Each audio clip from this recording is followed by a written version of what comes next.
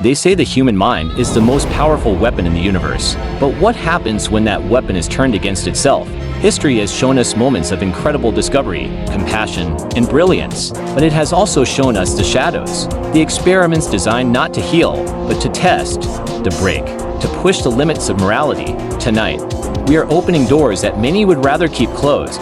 This is not just science. This is the story of what happens when curiosity turns cruel, when knowledge demands sacrifice, and when human beings become nothing more than subjects in a terrifying game. These are the most disturbing psychological experiments in history.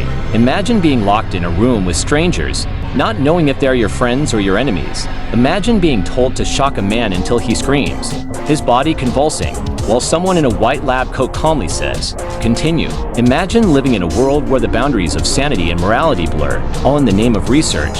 What you are about to hear is not fiction.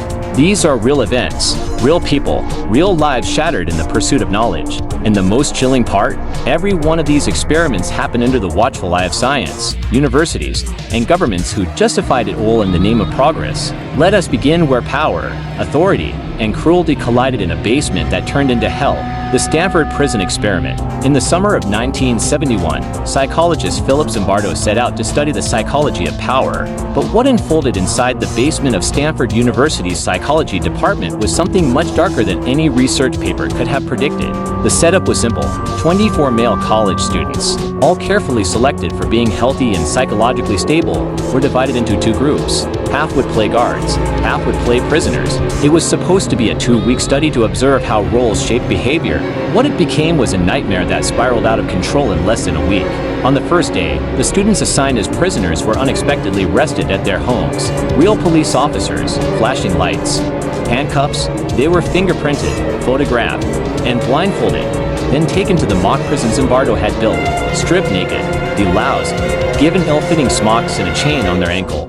Each prisoner was reduced to a number, their identities erased. The guards, meanwhile, were handed uniforms, sunglasses that hid their eyes, and wooden batons, symbols of power that soon became tools of domination. At first, it was awkward. Guards played their roles stiffly, prisoners tested the rules. But by the second day, the atmosphere had shifted.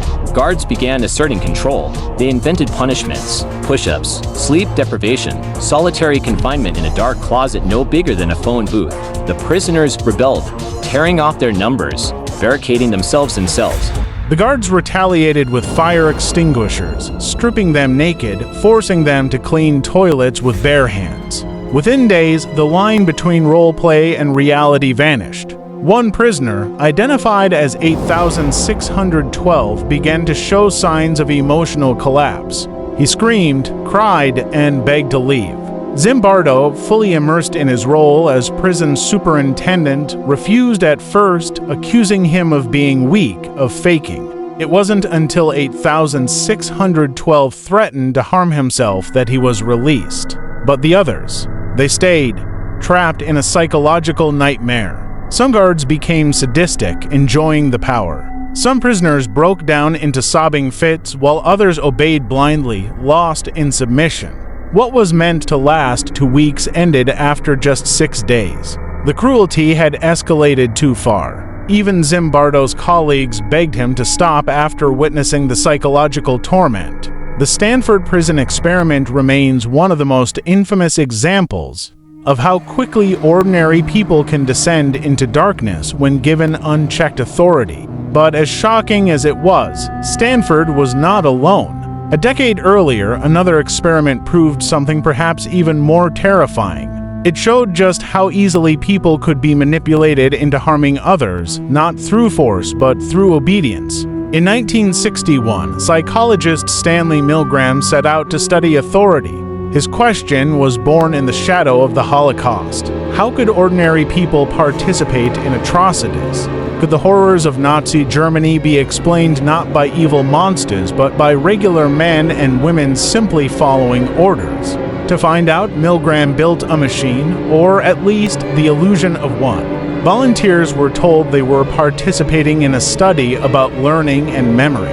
One person would be the teacher, another, the learner. The teacher sat before a panel of switches, each labeled with increasing voltages, from a mild 15 volts up to a deadly 450. The learner, strapped into a chair in the next room, would be given a list of word pairs to memorize. If they answered incorrectly, the teacher was instructed to deliver an electric shock. With each mistake, the shock grew stronger. What the teacher didn't know was that the learner was an actor and the shocks weren't real. But the screams, the pounding on the wall, the agonized pleas for mercy, those were scripted to sound horrifyingly real. At first, the volunteers hesitated. They laughed nervously, questioned the experiment. But when the man in the white lab coat calmly insisted, the experiment requires that you continue, most obeyed. Shock after shock, even as the learner cried out that he had a heart condition, even when his voice fell silent as if he had lost consciousness, the majority of participants kept flipping switches. Some sweated, trembled, bit their lips in anguish, but they obeyed.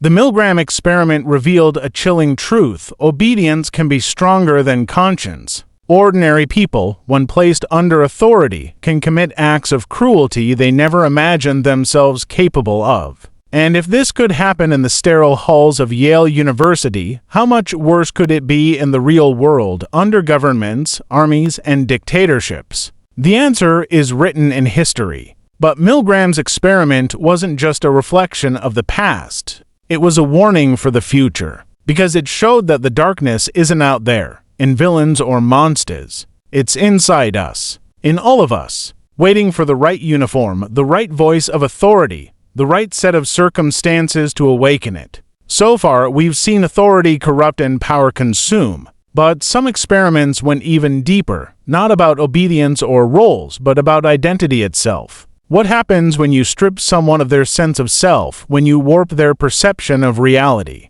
In the next part of this story, we will step into even darker territories, experiments that shattered minds, destroyed lives, and left behind questions science still struggles to answer. We've already seen how authority can bend ordinary people into monsters, and how the thin line between role play and reality can collapse in just days. But some of the darkest experiments in psychology didn't stop at obedience or power. They went further, into memory, identity, and the fragile boundaries of the human mind itself. One of the most unsettling studies of all time was not about prisons or shocks. It was about children. It was about stuttering. And it was about how cruel science can become when curiosity is placed above compassion. History remembers it as the monster study. It was 1939, and America was still in the grip of the Great Depression. At the University of Iowa, psychologist Wendell Johnson and his graduate student Mary Tudor wanted to explore the causes of stuttering.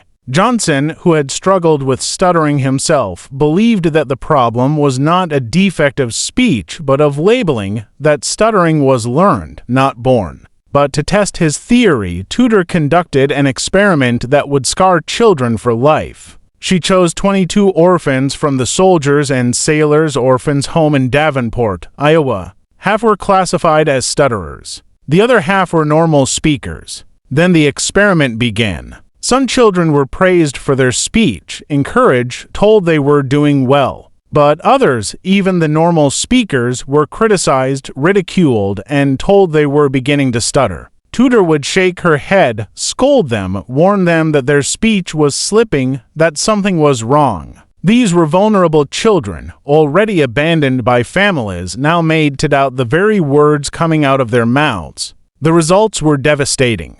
Several of the normal speaking children developed speech problems. Some withdrew into silence, traumatized by the cruel feedback.